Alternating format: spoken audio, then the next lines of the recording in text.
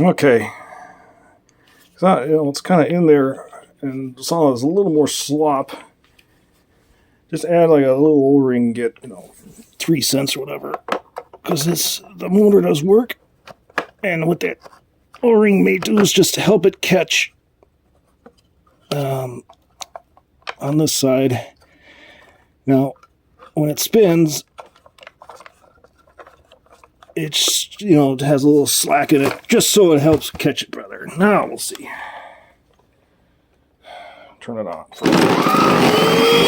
And it makes a little bit of noise, but